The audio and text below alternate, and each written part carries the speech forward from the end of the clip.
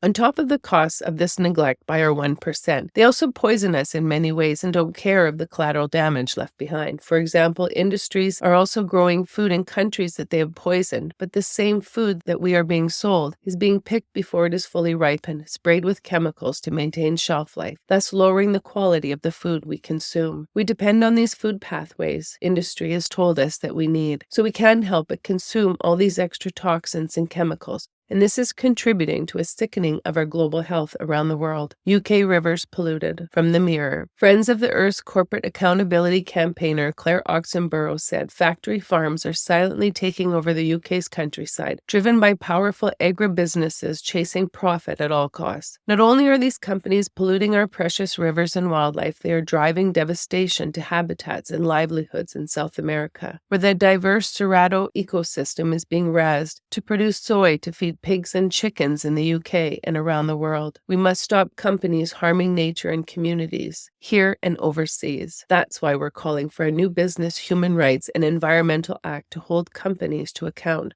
and require them to prevent environmental and human rights abuses in their supply chains. Anthony Field, head of Compassion and World Farming UK office, said housing large numbers of dairy cows, laying hens, boiler chickens, and pigs permanently indoors or without access to pasture is a significant source of pollution. The spread of slurry from factory farms in England has already contributed to every region being polluted with nitrogen. It's so bad in some places that protected areas are being damaged, and this pollution must be offset to allow house building to go ahead. Industry is also genetically modifying foods which we don't know the long-term effects on our body and our children's bodies. And we don't and we won't until it's too late. The long-term effects of these chemicals in our bodies, low nutrient quality foods and microplastics, to name a few, will and is having devastating effects on people already. Cancer rates are skyrocketing, and other chronic diseases we used to see in the elderly are now common in young people, even pediatric. Watching these same 1%ers lobby governments to loosen regulations so that they can now legally abuse workers and poison environments, our land, air, and water, in democratic country is showing just how very much their greed has reached, that they are willing to steal our children's futures and democratic way of life. We forget that what we do on one side of the world will mirror itself on the other, so if we devalue life, ethics, and environmental responsibility in one area of the world, then we support it everywhere.